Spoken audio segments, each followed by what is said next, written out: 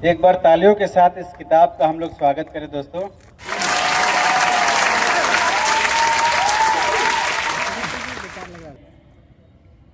सबसे पहले आप सभी लोगों का स्वागत है और सुधीर जी को बधाई कि उन्होंने भगत सिंह के ऊपर किताब लिखी। इसके पहले कि मैं बातचीत शुरू करूं, कुछ बातें कहना ज़रूरी है। एक तो भगत सिंह का जब हम नाम लेते हैं तो या आज़ादी की लड़ाई की जब भी बात होती है तो एक चेहरा जो है वो सबसे पहले जो याद आता है, जो चुनिंदा चेहरे, उसमें भगत सिंह का एक चेहरा है। और भगत सिंह आज भी इस कदर प्रासंगिक हैं, उनकी सोच इस कदर प्रासंगिक है कि जब कभी बाजार हो या घर या सड़क, कहीं भी अगर कोई किसी में बगावती तेवर दिखता है तो लोग ये नहीं कहते कि तुम बगावत करो, लोग कहते हैं कि अच्छा तुम ज़्यादा भगत सिंह बन रहे हो। तो भगत सिंह उस क्लेवर के थे, उनको इस तरह लोग याद रखते हैं। और भगत सिंह के बारे में काफ़ी कुछ पहले लिखा जा चुका है, ऐसा नहीं कि नहीं लिखा गया है। लेकिन ये बहुत आश्चर्य की बात है जब मैं ये किताब पढ़ रहा था कि भगत सिंह का बिहार से ऐसा जुड़ाव रहा है, उसके बावजूद एक जगह अगर समेकित रूप से देखा जाए तो भगत सिंह पर काफ़ी कम सामग्री है और एक जगह तो बिल्कुल नहीं है। तो सुधीर जी इसके लिए बधाई के पात्र हैं। तो एक बार तालियां उनके लिए बजाइए कि उन्होंने इतना बड़ा काम किया कि भगत सिंह और बिहार के कनेक्शन को, जो दो धुरी थे, उनको एक जगह ये जोड़ के लाए हैं। इस पर हम बात शुरू करेंगे। इसके पहले मैं जो चर्चा के लिए यहाँ मौजूद हैं उनका मैं एक बार परिचय दे देता हूँ। मेरे ठीक यहाँ सुधीर जी पहले बैठे हुए हैं, जो किताब के लेखक हैं, पत्रकार रहे हैं। सुधीर जी, हम दोनों लोग काफ़ी लंबे समय से साथ में पत्रकारिता की हम लोगों ने, ये हमसे पहले लेखक बन गए तो एक बार सुधीर जी का स्वागत तो हम लोग पहले कर चुके हैं। उनकी तरफ सुमित जी हैं, जो प्रभात खबर से जुड़े हुए हैं और लंबे समय से साहित्य संस्कृति को कवर करते रहे हैं, तो उनका अलग अनुभव हम लोग देखेंगे। हमारे इस तरफ पुष्यमित्र जी हैं, जो किसी परिचय के मोहताज नहीं है। जो भी बिहार के जुड़े हुए लोग हैं वो उनको जानते होंगे बतौर पत्रकार, बतौर लेखक। खासकर स्वतंत्रता संग्राम, गांधी, चंपारण सत्याग्रह, इन पर इनका काफ़ी अध्ययन है और इनकी किताब भी है, जब नील का दाग मिटा, और रुकतापुर काफ़ी फेमस किताब है। तो इनसे हम लोगों को काफ़ी कुछ समझने का मौका मिलेगा। अभी इंडिया टुडे से जुड़े हुए हैं। और हमारे साथ एक और शख्स हैं जो जुड़े हुए हैं भास्कर से, के विनीत जी, तो उनका भी स्वागत है। उनका अलग अनुभव होगा जो इस किताब के बारे में हम लोगों को बताएंगे। तो मैं बातचीत शुरू करता हूं। सबसे पहले, क्योंकि ये किताब क्या है, तो मैं सबसे पहले लेखक के पास ही जाऊंगा ताकि वो एक सिरा खोले इस बातचीत का। उसके बाद मैं बाकी जो पत्रकार लोग हैं उनसे बात करूंगा। सबसे पहले सुधीर जी, ये बताइए कि आप तो पढ़ते रहे हैं, मुझे पता है, और आपका एक चैनल भी, इनका एक चैनल भी है, द फ्रीडम, जिसपे स्वतंत्रता संग्राम और स्वतंत्रता आंदोलन से जुड़े लोगों की कहानी है, गाथा है। ये बताइए कि भगत सिंह ही क्यों, और आपके मन में सबसे पहले ये ख्याल कैसे आया कि मुझे भगत सिंह के बारे में लिखना है और भगत सिंह के बिहार के संबंधों के बारे में लिखना है? इसकी नींव कहाँ पड़ी, कैसे ये शुरुआत हुई कि मुझे भगत सिंह और बिहार के कनेक्शन के बारे में लिखना? पहले ये बताइए।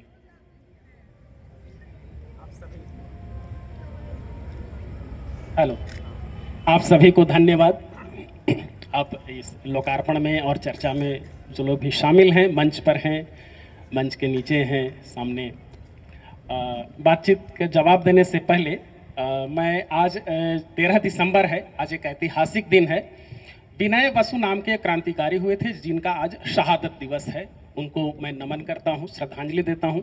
वो 1930 में कोलकाता में घटना हुई थी। राइटर्स बिल्डिंग जो है, जो वहाँ का मुख्य बिल्डिंग है, तो वहाँ पर आज ही के दिन जेल आईजी सिम्पसन की 3 युवकों ने, जो बहुत अधिक क्रांतिकारियों को प्रताड़ित करता था, जेल में हर तरह से इतना अधिक टॉर्चर करता था जितना हम कह नहीं सकते, या मंच पर जिसको बोला नहीं जा सकता, उस हद तक वो क्रांतिकारियों को जेल में टॉर्चर करता था।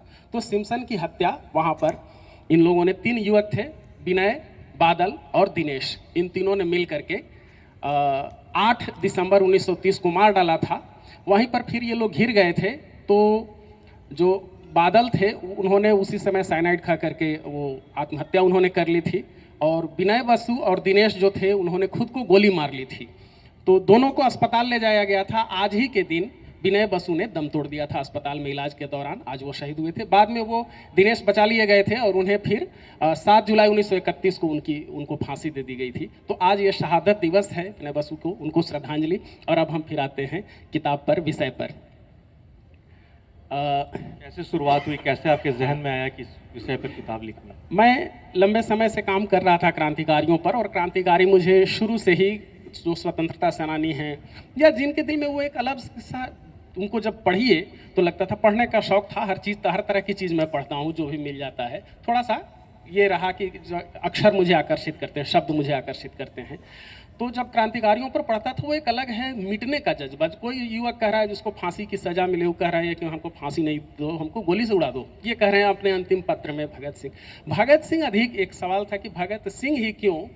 भगत सिंह से पहले वो हमारी क्रांति की लड़ाई, संजोग ये कहिए कि बड़ी जो लड़ाई शुरू हुई है बिहार से लड़ाई हुई है, सशस्त्र जो लड़ाई 1857 के बाद जब सीधे ब्रिटिश राज हमारे देश में चलने लगा, उस समय तक तो ईस्ट इंडिया कंपनी थी, तो ये जब चलने लगा तो पहला बम जो अंग्रेजी सरकार पर फेंका गया, पहला जो बम विस्फोट हुआ वो हुआ है खुदीराम बोस के द्वारा मुजफ्फरपुर में। तो बिहार को इस बात का गौरव होना चाहिए कि पहला जो ब्रिटिश सरकार के खिलाफ वो बम फेंका गया या जंग की शुरुआत की गई, सशस्त्र जंग की, वो बिहार से।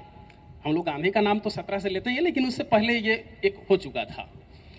तो उस समय से सशस्त्र लड़ाइयाँ चल रही थी, या उससे पहले चापेकर बंधुओं ने वहाँ पर पुणे में किया था, और फिर ये बढ़ा। भगत सिंह ने पूरे क्रांतिकारी आंदोलन को बदल दिया। उन्होंने पहली बार डिफाइन किया कि इनकलाब क्या है, क्रांति क्या है, और ये बम पिस्तौल का मतलब क्रांति। प्रायः ये पर्यायवाची बना दिया जाता है कि कोई बम ले लिया है, कोई पिस्तौल ले लिया है, तो उसे हम लोग कहते हैं इनकलाबी। उन्होंने खुद कहा कि इनकलाब की तलवार विचारों की शान पर तेज होती है, और उस बयान में, अदालती बयान में यह भी कहा कि क्रांति के लिए बम और पिस्तौल अनिवार्य नहीं है। हाँ, उनकी भी जरूरत पड़ सकती है, ये उन्होंने कहा, लेकिन ये नहीं कहा कि बम पिस्तौल। उन्होंने यहाँ तक ये किया, ये इसी से समझ सकते हैं कि इनकलाब की तलवार विचारों की शान पर तेज होती है। और इनकलाब की परिभाषा भी उनसे एक बार एक जज ने भी, और एक अखबार है द ट्रिब्यून, उसके संपादक ने भी अपने अखबार में मजाक इन लोगों का शुरू में उड़ाते हुए पूछा था कि इन लोगों को क्या पता है कि इनकलाब क्या है, इनकलाब ना बोलते हैं। जज ने भी ये कहा कि तुम लोग इतना जो इनकलाब जिंदाबाद चिल्लाते हो, इसे समझते हो? तो उन्होंने कहा था, उस समय डिफाइन भी किया है वहाँ पर भी, कि जब तक कि एक इंसान दूसरे इंसान का शोषण कर रहा है, या एक राष्ट्र दूसरे राष्ट्र का शोषण कर रहा है, उसके खिलाफ लड़ना, यही हमारा इनकलाब है। शुरुआत आप किताब के शक्ल में लाएंगे, ये इस पे अब ये भगत सिंह को क्यों हमने चुना, तो इसलिए वो बड़े क्रांतिकारी के रूप में उभरते हैं, और इसीलिए अधिक उनका नाम भी लिया जाता है। नहीं तो शहीद तो ढेर सारे हुए, इन्हीं के साथ 2 और लोग शहीद हुए थे, राजगुरु और सुखदेव। फिर जब मैं पढ़ने लगा बिहार को लेकर के, जब इनके रिश्तों को मैं देखने लगा, तो ढेर सारी चीज़ें मिली, और मुझे ये लगा कि ये बहुत ही ऐसी चीज़ है जो प्रायः जिससे लोग अनजान हैं। भगत सिंह बिहार में आए, बार बार पटना आए, उनके साथियों ने लिखा, उनके शिक्षक ने लिखा, उनके साथ और भी रहने वाले लोगों ने लिखा। जो लाहौर षड्यंत्र केस का ट्रिब्यूनल जो चला था, उसकी जो प्रोसीडिंग बुक है, लाहौर षड्यंत्र केस की प्रोसीडिंग बुक, उसमें हर जगह दर्ज है। यहाँ तक कि HSRA की स्थापना हुई तो उसमें कुल 7 लोग थे, जिसमें 2 लोग बिहार के थे। तो इतना कुछ बिहार से जुड़ा हुआ है। बिहार में HSRA की शाखाएं काम कर रही थी। पटना में पटना षड्यंत्र केस के नाम से चला केस, गया षड्यंत्र केस के नाम से मुकदमा चला। ये इतना कुछ हो रहा था, और यहाँ बिल्कुल ही उसको इस तरह से है भी तो कहीं कहीं दबे स्वरों में, कुछ कुछ शब्दों में कहीं जिक्र आता है, या नहीं के बराबर, या लोगों का ध्यान नहीं जाता है। जैसे यहीं के लोग से हम पूछे भगत सिंह के पटना कभी आने का जिक्र, तो नहीं, प्राय 99% से अधिक लोग नहीं बता पाएंगे, खुद बिहार से उनके रिश्तों को नहीं बता पाएंगे। तो इतना कुछ बिहार से। या फिर उसमें जो एक और जो जुड़ा हुआ है कि इसमें यहाँ पर यहाँ खुद पटना में ही HSRA की जो शाखा थी, वो इतना बड़ा यहाँ पर कारनामा की है, उसका भिखना पहाड़ी से कंकड़बाग से सब जगह से रिश्ता है। तो इन चीज़ों का भगत सिंह अंश, अपना अंश जिसको बोले थे कि मैं अपना अंश छोड़े जा रहा हूँ, बटुकेश्वर दत्त, उन्होंने पूरी जिंदगी पटना में बिताई। तो इतना कुछ है भगत सिंह से जुड़ा हुआ, बहुत कुछ इस किताब में आपको ये मिलेगा। मैं फिर से सिर्फ याद दिला दे रहा हूँ कि सस्ता साहित्य मंडल पर ये किताब उपलब्ध है, आप वहाँ से ले सकते हैं। फिर आगे बातचीत का सिलसिला। ठीक है पुष्प जी, हमारे बीच पुष्पमित्र जी हैं, और चंपारण सत्याग्रह पे जैसे मैंने बोला कि इनका अध्ययन है, गांधी पर अध्ययन है। तो मैं जब ये किताब पढ़ रहा था शुरू में जो भूमिका है, तो मैंने देखा कि शहीद भगत सिंह शोध समिति के जो सचिव हैं और उनके जो भांजे हैं जगमोहन सिंह, उन्होंने इस किताब में जिक्र किया, आपने भी शायद पढ़ा हो, कि 1924 में गणेश शंकर विद्यार्थी ने चंपारण भेजा भगत सिंह को कि आप जाइए वहाँ देखिए किसानों का आंदोलन हो रहा है, उसे समझिए। तो जगमोहन सिंह लिखते हैं कि भगत सिंह ने जो बताया, जो लिखा कि गांधी जी अपनी चुप्पी के बावजूद इंकलाबी काम कर रहे हैं। बहुत कम हम लोगों को सुनने के लिए मिलता है। गांधी और भगत सिंह दो धुरी माने जाते हैं भारतीय स्वतंत्रता आंदोलन के, एक अहिंसा और एक जिसको हिंसा कहा जाता है, लेकिन दोनों एक दूसरे के बारे में संवाद उनका क्या रहा है, बहुत कम ये पब्लिक डोमेन में आ पाया है। तो जगमोहन सिंह जब ये लिख रहे हैं, जो खुद भगत सिंह के भांजे हैं, तो ये महत्वपूर्ण हो जाता है। तो मैंने देखा कि उन्होंने लिखा कि भगत सिंह ने किसानों को आज़ादी आंदोलन में हिस्सेदार बनाने को लेकर लिखा कि गांधी जी अपनी चुप्पी के बावजूद इंकलाबी काम कर रहे हैं, क्योंकि उन्होंने जनता को आज़ादी आंदोलन का हिस्सेदार बना लिया है। आप महात्मा गांधी और भगत, तो ये जो उन्होंने लिखा कि आप भागीदार बना लिया है, तो क्योंकि आपने एक किताब लिखी नील का दाग मिटा, तो आप किस तरह से देखते हैं भगत सिंह और गांधी के रिश्तों को, क्योंकि आप उस दौर का आपने अध्ययन किया है, और जो एक प्रतिरोध दिखाया जाता है समाज में कि गांधी अगर रहते, तो जो व्हाट्सएप यूनिवर्सिटी आजकल चल रही है, गांधी जी रहते अगर उनका वो ज़्यादा थोड़े फिक्रमंद होते तो भगत सिंह फांसी पर नहीं चढ़ते, और ये बाकी सारी चीज़ें। तो आप गांधी और भगत सिंह के रिश्तों और खासकर उस दौर में जो उन्होंने काम किया बिहार में, उसको किस रूप में देखते हैं, या उनके बारे में क्या बता सकते हैं इस पे कुछ? पुष्यमित्र जी। धन्यवाद। सबसे पहले तो सुधीर जी को बहुत बहुत बधाई, सिर्फ इसलिए नहीं कि उन्होंने एक अच्छे विषय पर किताब लिखी है, सबसे इम्पॉर्टेंट बात है कि बहुत अच्छे तरीके से उन्होंने रेफरेंस लेते हुए एक एक चीज़ को सिलसिलेवार तरीके से एक अच्छी किताब को लिखा है, जो बहुत आने वाले समय में बहुत पढ़ी जाएगी, मुझे ऐसा लगता है, और अच्छे विषय पर लिखा है। जैसा कि आपने बताया कि चंपारण और गांधी और भगत सिंह के बारे में आपने बताया, ये बहुत इम्पॉर्टेंट है। इस किताब को मैं कल 3/4 पढ़ गया, और इसमें समझ में आया कि जैसे गांधी का चंपारण था, वैसे भगत सिंह का भी चंपारण था। भगत सिंह का चंपारण जो आपने कहा है कि गणेश शंकर विद्यार्थी जी ने उन्हें जब भेजा, तब से लेके जो पूरी कहानी इसमें अभी तक जितनी मैंने पढ़ी, वहाँ चंपारण का बहुत सारा जिक्र है, और चंपारण में भगत सिंह का असर जो छूटा, तो फिर आखिर में हमें कमलनाथ तिवारी जैसे लोग मिलते हैं, जो क्रांतिकारी तो थे ही, उन्होंने राजनीति में जो मिसाल खड़ी की वो भी बहुत दुर्लभ है। कि इस किताब में तो जिक्र नहीं है, लेकिन मैंने एक रिसर्च के दौरान पता किया था कि कमलनाथ तिवारी जी जब सांसद थे बिहार में, तो उनके बेटे को विधानसभा का टिकट ऑफर किया गया था, और कमलनाथ जी को नहीं मालूम था। तो उनके बेटे टिकट लेने के लिए पटना निकल चुके थे, उन्होंने मैसेज भेज के अपने बेटे को वापस दिलवाया और उनका टिकट कैंसिल करवाया कि मेरा बेटा क्यों चुनाव लड़ेगा। तो कमलनाथ तिवारी ऐसे व्यक्ति थे जो उसी परंपरा की वजह से इतने इम्पोर्टेंट थे। तो जो आपने एक बात कही कि गांधी और भगत सिंह के बीच के जो रिश्ते हैं, उस पर मेरा बहुत ज़्यादा अध्ययन तो नहीं है, लेकिन मैं ये देखता हूँ कि गांधी जी के संपर्क में बाद के दिनों में बहुत सारे ऐसे लोग आए जो जिनका हिंसक क्रांति पर भरोसा था, जैसे कि आज़ाद हिंद फौज के सिपाहियों से गांधी जी का बड़ा अच्छा रिश्ता रहा। आज़ादी के समय में जब बंटवारा हो रहा था, तो इसी पटना में कर्नल सहनवाज मसौढ़ी में उन्होंने बहुत काम किया, जिसके बारे में बहुत कम लोगों को पता है। उन्होंने शांति स्थापना के लिए यहाँ काम किया, और उस गांधी जी के साथ रहते हुए, और गांधी जी ने उनको कहा था अहिंसा का कर्नल, और फिर उन्होंने चरखा चलाना सीखा और बहुत सारे काम किए। तो उनके इन्फ्लुएंस में लोगों के विचार बदलते रहे हैं, और अलग अलग विचार हैं, उसमें ये नहीं कहा जाता है कौन सही है कौन गलत है। भगत सिंह ने युवाओं को इतना प्रभावित किया देश में, ये बहुत इंपॉर्टेंट बात है।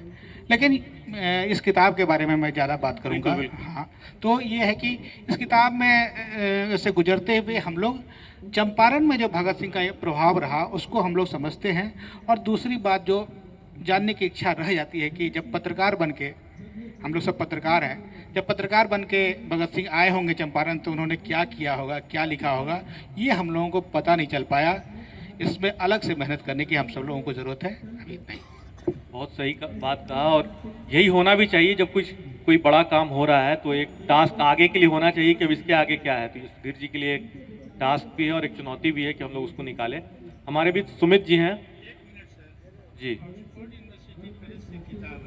जी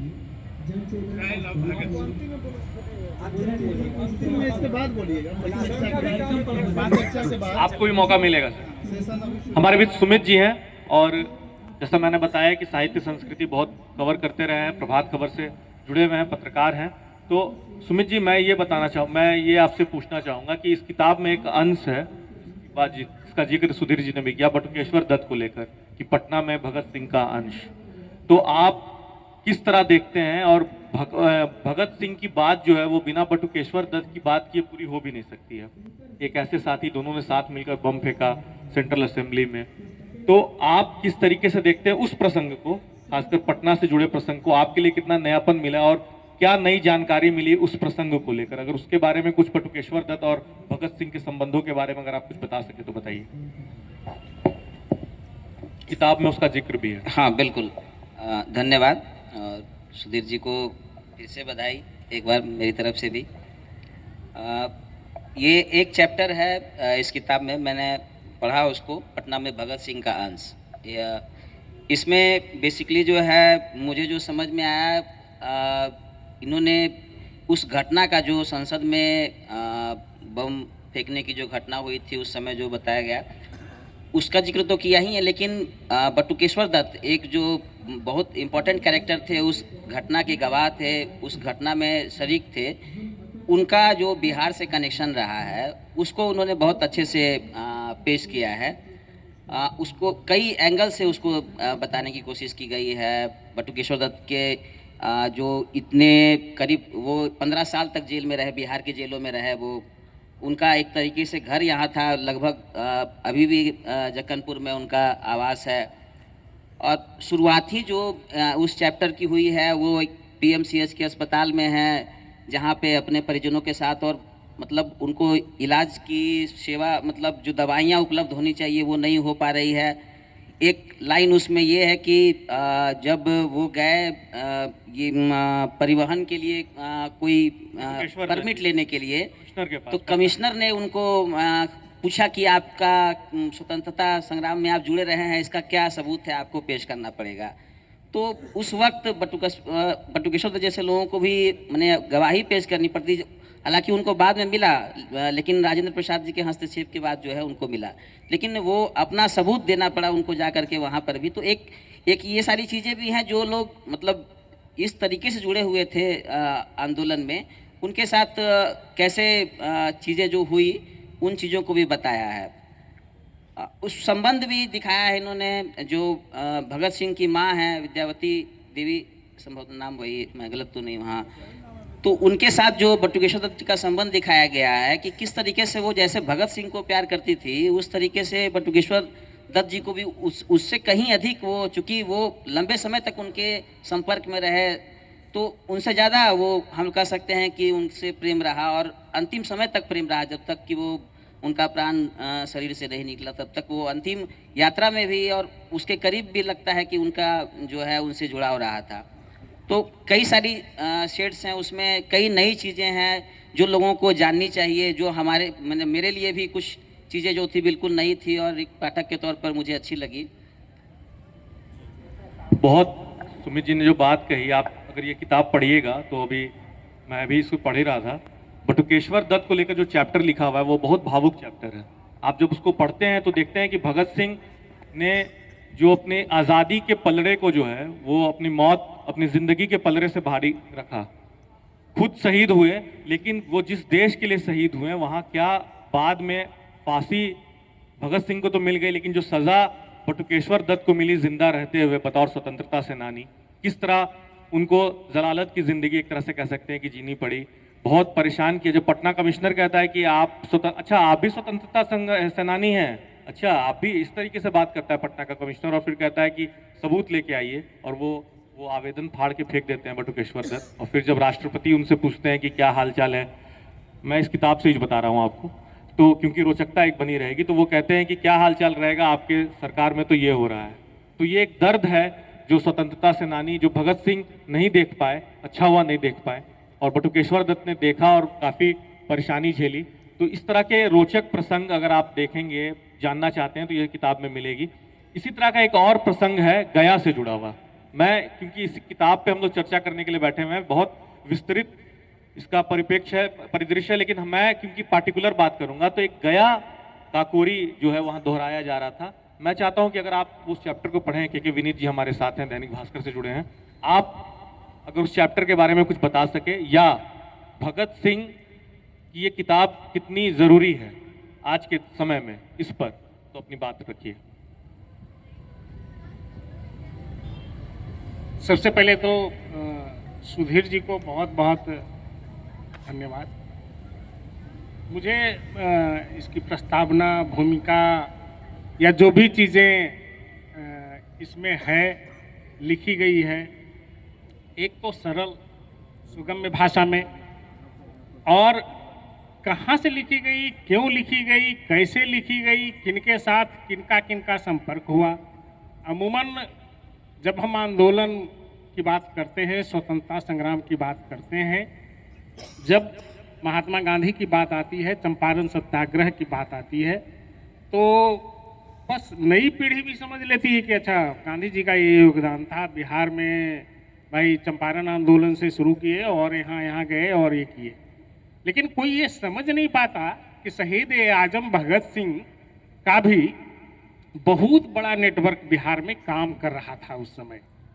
वो चाहे आप देखें दिघवारा में, आप देखें बेतिया में, आप देखें गया में, पटना में, और पटना में खासकर बिहार में एक पत्रकार के रूप में पहली बार दौरा वह युवक करता है जो शहीद आजमबाद में कहलाता है, और वो भगत सिंह थे। गणेश शंकर विद्यार्थी जी के जो पत्रिका थी प्रताप, उसमें उन्होंने, जिसका जिक्र इस पुस्तक में है, कि उन्होंने चंपारण जाकर ग्राउंड रिपोर्टिंग की। आज के दौर में अखबारों में होता है ग्राउंड रिपोर्टिंग, उस समय ग्राउंड रिपोर्टिंग कि आखिर किसानों के हाल क्या है और गांधी कर क्या रहे हैं वहाँ, जिसका पहले भी जिक्र आया है। तो इस प्रकार से जिसको कहते हैं कि बड़ा टची, मतलब सरल भाषा में कोई भी, वैसे है क्या कि जब तिथियां और इतिहास के वो सब ईस्वी आते हैं ना, तो रोचकता कम हो जाती है।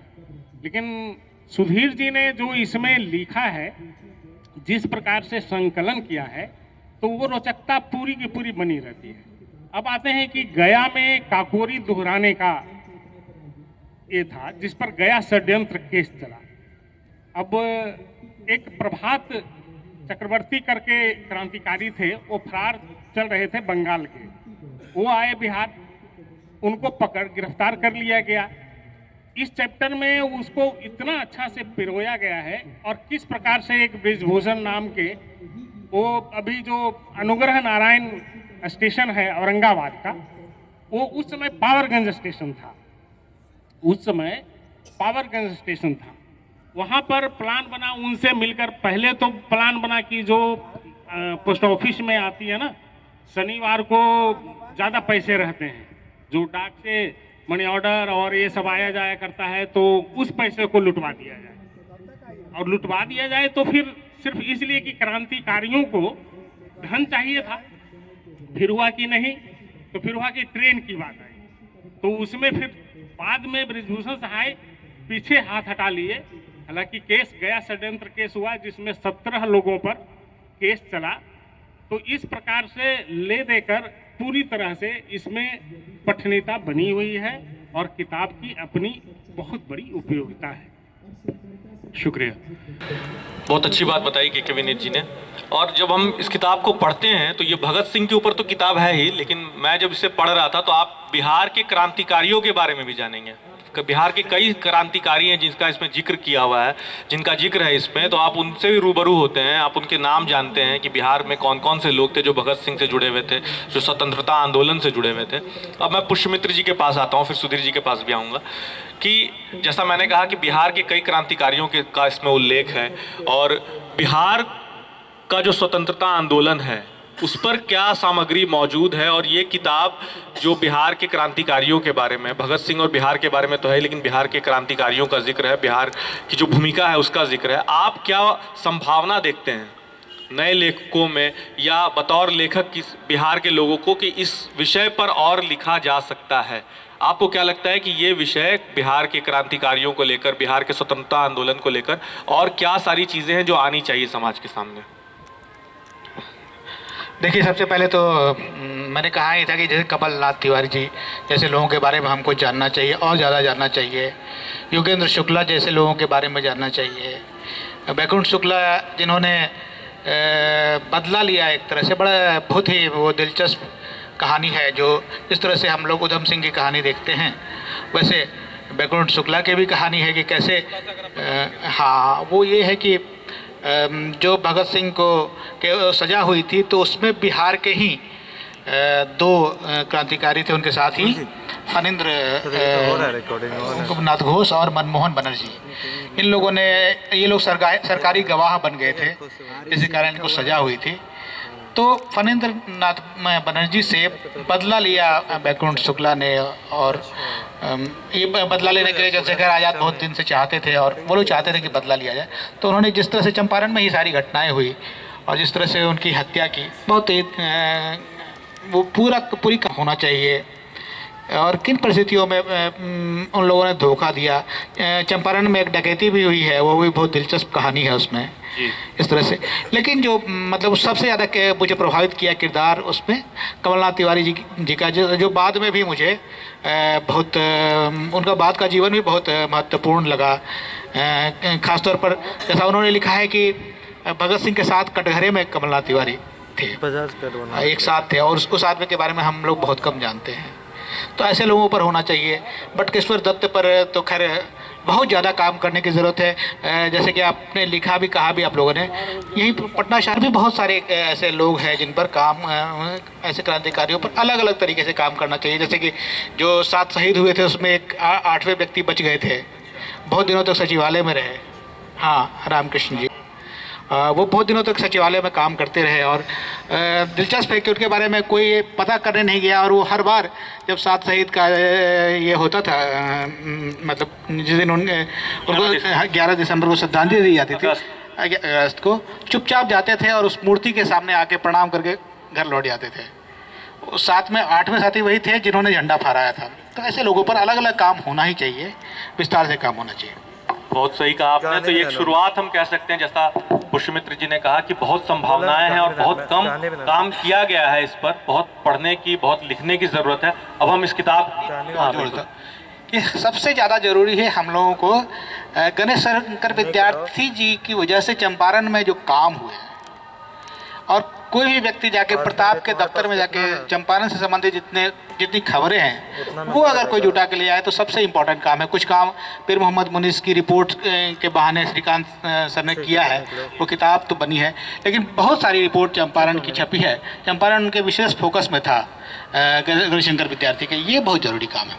बहुत सही। इस किताब को जो मैं पढ़ रहा था, तो जब बटुकेश्वर दत्त जी का इलाज यहाँ नहीं हुआ, तो जब वो पहुँचते हैं दिल्ली स्ट्रेचर पर, तो वो कहते हैं कि जिस सेंट्रल हॉल में, जिस दिल्ली में मैंने कभी बम फेंका था, सोचा नहीं था कि कभी स्ट्रेचर पर उस शहर में आऊँगा। फिर आपने ही इस किताब में जिक्र किया है कि जो शहीद फिल्म बनी थी मनोज कुमार जी की, बहुत बहुचर्चित फिल्म रही, तो उसके लिए मनोज कुमार जी ने बटुकेश्वर दत्त जी का सहयोग लिया और बाकायदा उनको क्रेडिट भी दिया और फिर बाद में उनको अवार्ड भी मिला। ये मेरे लिए भी नई जानकारी थी। तो इस तरह की रोचक जानकारी जो इस किताब में है, तो आपको कितनी मुश्किल आई इसके रिसर्च को लेकर, कहाँ कहाँ आप गए और इसका रिसर्च कितना मुश्किल था, इसके बारे में कुछ बताइए। हम कंफर्म नहीं कि इसका हो रहा है अभी, जाते हमको से लिखे हुए हैं ना, नहीं हो रहा है। किसी भी शोधपरक किताब को लिखने में वक्त तो लगता है और मेहनत भी अधिक लगती है, बजाय इसके कि कहीं से कोई एक सामान्य चीज़ लिखी जाए।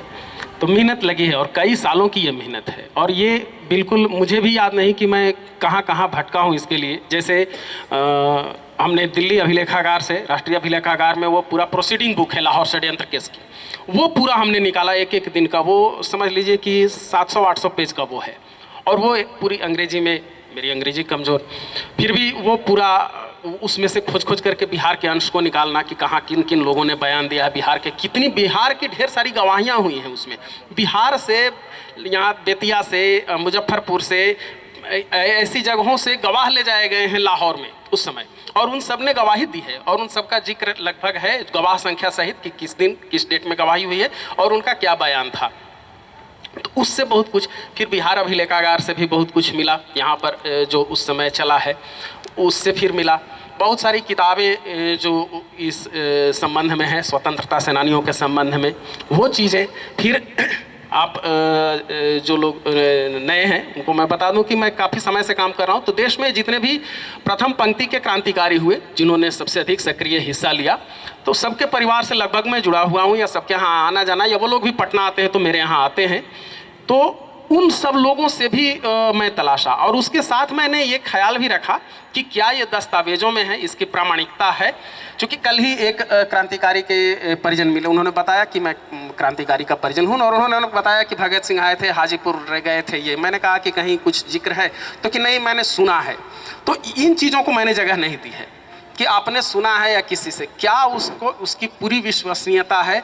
हाँ, अगर किसी क्रांतिकारी ने अपने बेटे से ऐसा कहा है या अपने इंटरव्यू में कहा है, तो उसको थोड़ा सा हमने माना है, उसमें भी हमने दस्तावेजों पर ही पूरा ध्यान दिया, पूरा फोकस किया है। तो इससे समझ सकते हैं कि तमाम लोगों से मैं बातचीत हमेशा करता रहा, और जहाँ से जो कुछ भी मिला या जहाँ मुझे पता चला कि इस बारे में यहाँ पर कुछ मिल सकता है, वो हमने किया। इस किताब को भी आप पढ़ेंगे, मुझे लगता है कि करीब 100 किताबों का रेफरेंस इसमें दिया गया है, तो आप समझ सकते हैं कि पढ़ी गई होंगी कितनी है। बिल्कुल बिल्कुल, क्योंकि हमारे पास समय कम है, और मैं चाहूँगा कि एक प्रसंग, एक लेटर हम लास्ट में पढ़ें जो भगत सिंह ने बटुकेश्वर दत्त को लिखा था फांसी के समय, वो मैं आपसे ही पढ़वाने के लिए कहूँगा। लेकिन उसके पहले आप इस किताब के बारे में संक्षिप्त, समय हमारे पास कम है, आप बताइए कि भगत सिंह और बिहार के कनेक्शन के बारे में आपको जो नई जानकारियाँ मिली, जो रोचक जानकारी है जो इस किताब के जरिए पहुँच सकती है, वो आप थोड़ा दर्शकों से शेयर करें कि कहाँ कहाँ भगत सिंह आए संक्षिप्त में, और क्या उनका एकाध रोचक किस्सा अगर कुछ हो तो बता दें। किताब की शुरुआत ही जहाँ से होती है, ये सबसे पहले ये होता है कि जब HSRA का गठन किया जाना था, HRA उससे पहले था जो काकोरी के साथ ही लगभग वो खत्म हो गया।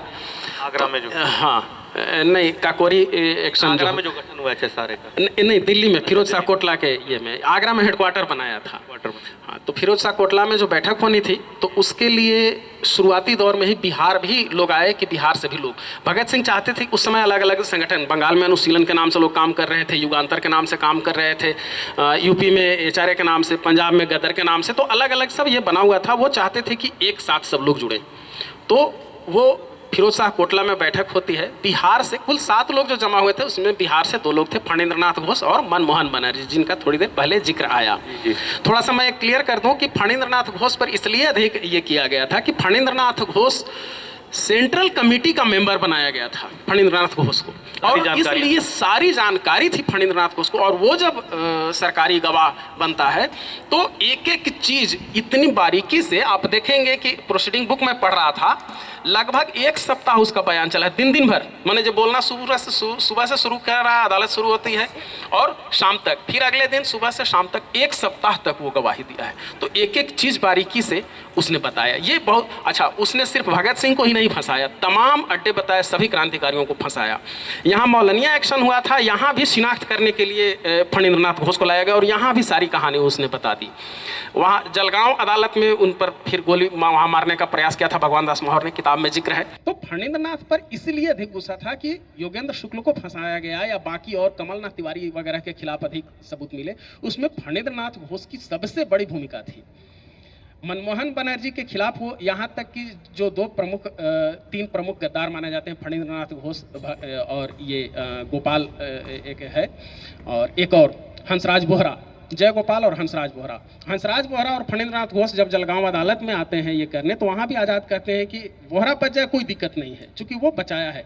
अज्ञा का जब मैं संस्मरण पढ़ रहा था, तो अज्ञा को पहचानते हुए भी हंसराज बोहरा ने इनकार कर दिया था चूँकि फांसी अंक में लिखा था इन सब ने, तो वो अज्ञेय को नहीं पहचाना था। अज्ञेय ने भी तारीफ किया कि कायर है लेकिन फिर भी इतनी बहादुरी इसने दिखाई। फणींद्र नाथ घोष ने सबसे अधिक ये किया था, इसलिए उन पर सबका गुस्सा था, योगेंद्र शुक्ला का भी, भगत सिंह का भी। इसमें भगत सिंह को की जब मीटिंग वो हो रही थी तो बिहार से ये 2 लोग जाते हैं, फिर आते हैं भगत सिंह। याद रखिए कि उसी समय भगत सिंह सिख से, जो अब हम लोग देखते हैं हैट वाला और मूंछ कटा हुआ, वो वहाँ हो चुके थे। इंटरेस्टिंग ये है कि वहाँ फणींद्र नाथ कहता है भगत सिंह से कि ठीक है बिहार आना, तो वो उस समय भगत सिंह का याद रखिए मूछ भी मुड़ने की तैयारी थी, पूरा सिख वेश हटा देने की, लेकिन वो कहता है फणींद्र नाथ उस मीटिंग में कि मूछ रह के आना, बिहार में मूछ कटावे का फैशन नहीं है, नहीं तो लोग अजीब नज़र से देखेगा, और इसलिए उनकी मूछ भी बच गई है। यहाँ वो आते हैं, प्लान था कि वो कहीं पर धन का इंतजाम किया जाए और दुनिया भर के वो क्रांतिकारी जिसका अंतिम सहारा होता है कि कहीं डाका ये डले, कहीं से भी ये करें, हाँ पैसे का इंतजाम हो, हालांकि वो होता नहीं है और फिर वो लौट जाते हैं। तो ये पहला, भगत सिंह और चंद्रशेखर आज़ाद दोनों आए हैं और वो पूरा प्रोसीडिंग बुक में समूचे बयान में दर्ज है, कहाँ ठहरे, कितने दिन रहे, उससे हमने सारा कुछ लिया है। बलवा रामपुर है बेतिया के पास, वहाँ चंद्रशेखर आज़ाद राम बाबू के यहाँ ठहरे थे, फिर बाद में उनको दूसरे क्रांतिकारी के यहाँ ठहराया गया, जितने दिन तक रहे। भगत सिंह मुजफ्फरपुर गए, फिर योगेंद्र शुक्ल उस समय वहाँ रह रहे थे, वैशाली आए, सब लोगों ने ये घुमा फिरा है। दूसरा जो प्रमुख जिक्र है, भगत सिंह के शिक्षक थे एक वहाँ नेशनल कॉलेज लाहौर में, विद्यालंकार, जयचंद्र विद्यालंकार, वो फिर बिहार विद्यापीठ में पढ़ाने लगे थे। यहाँ उनका पूरा रिकॉर्ड है, हमने ये पहली बार भगत सिंह आए। हाँ, तो ये हमने यहाँ जो अभी उनसे भी सब वेरीफाई करके वो लिखा है, तो वो संस्मरण पूरा लिखा है जयचंद्र विद्यालंकार ने, और वो लिखते हैं कि वो सैंडर्स वाला जो कांड हो गया था उसके बाद फिर वो यहाँ आते हैं, अपने गुरु से मिलते हैं और सारी कहानी, वो दरअसल मिलना था उनको, बम बनाने के लिए कोई सिखाने के लिए आदमी नहीं मिल रहा था, तो जतेंद्र नाथ दास से मिलना था, वो यहीं से एड्रेस लेते हैं और वहाँ है योगेंद्र शुक्ल के माध्यम से यहाँ तक पहुँचते हैं और फिर वापस लौटते हैं। तो एक और चीज़, ये जो यशपाल की प्रसिद्ध किताब है सिंहावलोकन, उसमें सिंहावलोकन में भी इन्होंने लिखा है कि भगत सिंह भारत पूरे देश को एक साथ जोड़ने के लिए जिन जिन शहरों का उन्होंने जिक्र किया है उसमें पटना का भी जिक्र है, लाहौर, कानपुर, पटना को भगत सिंह एक किए हुए था, उनके सहपाठी थे और क्रांतिकारी भी रहे थे, तो उसमें भी उन्होंने जिक्र किया है। तो ये कई जगह दस्तावेजों में स्पष्ट जिक्र है। और कमलनाथ तिवारी के बारे में एक लाइन सिर्फ मैं ये कह दे रहा हूँ कि वो बिहार के एकमात्र व्यक्ति थे जो भगत सिंह के साथ कटघरे में खड़े हुए। उन्हें आजीवन काले पानी की सजा मिली और उसे ही बिहार भूल गया। कभी कमलनाथ तिवारी को हम लोग याद नहीं करते। यहाँ सूरजनाथ चौबे पटना षड्यंत्र केस में निचली अदालत से उन्हें फांसी की सजा मिली थी, फिर हाई कोर्ट से जा करके आजीवन काले पानी की सजा के रूप में उनकी सजा बदली है। तो ऐसी कहानियाँ ढेर सारी हैं। योगेंद्र शुक्ल को हम लोग भूल गए, बैकुंठ शुक्ल का नाम आता है, उन्हें फांसी हुई, बगल के वैशाली के थे। उन सबका ऐसे हमने कोशिश की है कि अधिक से अधिक ये इसमें रहे। ठीक है, अब हमारे पास समय कम है, कुछ सवाल भी लेने हैं। उसके पहले मैं चाहूंगा कि आप वो प्रसंग जो है वो पढ़ दें, वो पत्र पढ़ दें जो भगत सिंह ने बटुकेश्वर दत्त को लिखा था। आप इस पत्र के माध्यम से समझ पाएंगे कि दो दोस्तों की क्या मित्रता थी और उनका बिहार से बटुकेश्वर दत्त से क्या संबंध था। छोटा सा पत्र है, सुधीर जी उसको पढ़ेंगे। एक लाइन की भूमिका मैं बता देता हूँ कि साथ दोनों ने बम फेंके थे और फिर वहाँ दिल्ली में मुकदमा चला है और उन दोनों को आजीवन कारावास की सजा हुई। याद रखिए, फांसी की सजा हुई है लाहौर षड्यंत्र केस में, बम केस में आजीवन कारावास की सजा हुई थी। और फिर दोनों साथ में सेंट्रल जेल लाहौर ले जाए जाते हैं। बाकी सभी जो इस केस के सह अभियुक्त थे उन्हें बोस्टल जेल में रखा गया था और इन दोनों को सेंट्रल जेल में रखा गया था। और फिर भगत सिंह को फांसी की सजा सुना दी गई है। उससे पहले बटुकेश्वर दत्त को दूसरी जेल में भेज दिया गया है। उनको इस केस से निकाल दिया गया था कि अधिक से अधिक चूंकि आजीवन कारावासी हो सकता है, तो केस से उनको हटा करके दूसरी जगह भेज दिया गया है। फांसी की सजा जब सुना दी गई है भगत सिंह को, तो उन्होंने ये पत्र लिखा है बटुकेश्वर दत्त को। सेंट्रल जेल लाहौर, अक्टूबर 1930। प्रिय भाई, मुझे दंड सुना दिया गया है और फांसी का आदेश हुआ है। इन कोठरियों में मेरे अतिरिक्त फांसी की प्रतीक्षा करने वाले बहुत से अपराधी हैं। ये लोग यही प्रार्थना कर रहे हैं कि किसी तरह फांसी से बच जाएं, परंतु उनके बीच शायद मैं ही एक ऐसा आदमी हूं जो बड़ी बेताबी से उस दिन की प्रतीक्षा कर रहा हूं जब मुझे अपने आदर्श के लिए फांसी के फंदे पर झूलने का सौभाग्य प्राप्त होगा। मैं खुशी के साथ फांसी के तख्ते पर चढ़कर दुनिया को यह दिखा दूंगा कि क्रांतिकारी अपने आदर्शों के लिए कितनी वीरता से बलिदान दे सकते हैं। मुझे फांसी का दंड मिला है, किंतु तुम्हें आजीवन कारावास का दंड मिला है। तुम जीवित रहोगे और तुम्हें जीवित रहकर दुनिया को यह दिखाना है कि क्रांतिकारी अपने आदर्शों के लिए केवल मर ही नहीं सकते, बल्कि जीवित रहकर हर मुसीबत का मुकाबला भी कर सकते हैं। मृत्यु सांसारिक कठिनाइयों से मुक्ति प्राप्त करने का साधन नहीं बननी चाहिए, बल्कि जो क्रांतिकारी संयोगवश फांसी के फंदे से बच गए हैं, उन्हें जीवित रहकर दुनिया को यह दिखा देना चाहिए कि वे न केवल अपने आदर्शों के लिए फांसी पर चढ़ सकते हैं, बल्कि जेलों की अंधकारपूर्ण छोटी कोठरियों में घुल घुल निकृष्टतम दर्जे के अत्याचारों को सहन भी कर सकते हैं। तुम्हारा भगत सिंह। तो ऐसे कई भावुक और कई महत्वपूर्ण पत्र भी हैं, इसमें कई तस्वीरें भी हैं जो आप देख सकते हैं। अब हमारे पास समय कम है। मैं सिर्फ इसमें इतना जोड़ना चाहता हूं कि उस डकैती में जिसका जिक्र किया गया, मौलानिया में वो एक गांव है चंपारण में, मौलानिया में वो डकैती हुई थी। भगत सिंह वगैरह गिरफ्तार हो चुके थे, कमलनाथ तिवारी वगैरह अभी बाहर थे। सिर्फ 1 मिनट में समय लूँगा।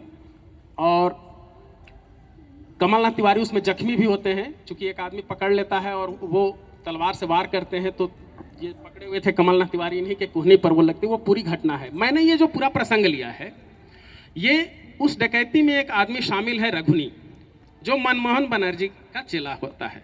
मनमोहन बनर्जी के यहाँ वो काम करता था और उसे दल में शामिल किया गया था हथियार को रखने के लिए मुख्य रूप से। और वो उस कांड में ऑलरेडी शामिल है और उसने जो पूरा अदालत में बयान दिया है ट्रिब्यूनल के सामने, वो पूरा हमने बयान उठाया। वो चूंकि प्रत्यक्षदर्शी है उस डकैती का, और उसमें भी वो तुरंत अभी उसकी यादाश्त अधिक तेज है। चूंकि बाकी जो लोगों ने ये कहा है, आज़ादी तक ये बातें कह नहीं सकते थे, 47 से पहले कहते तो तुरंत पहले जेल अलग से ये हो जाता, तो स्वीकार करने की बात थी नहीं। उसने लाहौर में वो पूरा बयान दिया है और वो उसका भी पूरा दिन का बयान है, लंबा चौड़ा एक एक चीज़ को उसने बताया है। और उसने ही जितना भी उसमें प्रदर्श, जिसको एग्जिबिट कहते हैं, अदालत में जो कुछ भी लाया गया है, वो सब उसके यहाँ ही छिपाया गया था। तो रघुनी का वो पूरा बयान प्रोसीडिंग बुक में, और वो ओरिजिनल दस्तावेज है, ये भी नहीं कि कहीं से सुनाई बात है या किसी ने बाद में कहा। वो तुरंत घटना के अगले साल की ही ये बात है कि वो पूरा उसका बयान है। और वो पूरी घटना मौलानिया का हमने दिया है। केदारमणि शुक्ल थे या और भी ननगू सिंह थे या और भी जो उसमें शामिल थे, उन सब का जिक्र है। गुलाली सोनार थे, गुलाब चंद गुप्त जिनका नाम था, या और भी जो लोग थे वो। गया की रही बात, तो ऐसा नहीं है कि गया में जो दस्तावेज में सरकारी दस्तावेज जो पूरा जो चला है, तो उसमें उन लोगों को HSRA का एक इकाई दिखाया गया। HSRA का ही एक वहाँ की शाखा के रूप में वो दस्तावेजों में दर्ज है अदालत की कार्रवाइयों में, तो इसलिए हमने उसे वहाँ से लिया है। ये सारी घटनाएं विस्तृत रूप से इस किताब में हैं और एक एक लाइन जो है रेफरेंस के साथ हमने दिया है। कहीं भी कहीं सुनी हुई बात, हवाई बात हमने नहीं डाला। जो बिल्कुल प्रामाणिक है, जो पुराने दस्तावेजों में हैं, ओरिजिनल दस्तावेजों में हैं, वो हमने डाला है। शुक्रिया सुधीर जी। किताब लिखने का उद्देश्य भी होता है कि उस पर विमर्श हो, उस पर बात हो और फिर जानकारियाँ परिष्कृत होती रहें। काफ़ी अच्छा ये संवाद रहा और भगत सिंह के बारे में कई जानकारियां हम लोगों को मिली। अब मैं इसे पढ़ूंगा और मैं आप लोगों से भी आग्रह करूंगा कि बिहार में भगत सिंह के बारे में अगर आप जानना चाहते हैं तो इस किताब को पढ़ें। इसी के साथ ये परिचर्चा मैं खत्म करता हूँ। इसके साथ पहले धन्यवाद देता हूँ सुमित जी को, सुधीर जी को, पुष्यमित्र जी को और के विनीत जी को कि यहाँ आए। पुस्तक मेले के आयोजन समिति अनीश भाई, विनीत भाई, जेपी और रत्नेश्वर जी, इन सारे लोगों को धन्यवाद, साधुवाद। और आप किताब पढ़िए और सस्ता प्रकाशन संस्थान जो स्टॉल है, सस्ता साहित्य मंडल, उसके स्टॉल पर ये किताब है, आप ले सकते हैं। सुधीर जी यहाँ पे हैं, आप उनसे हस्ताक्षर भी ले सकते हैं किताब पर। सभी लोगों का धन्यवाद। Thank you.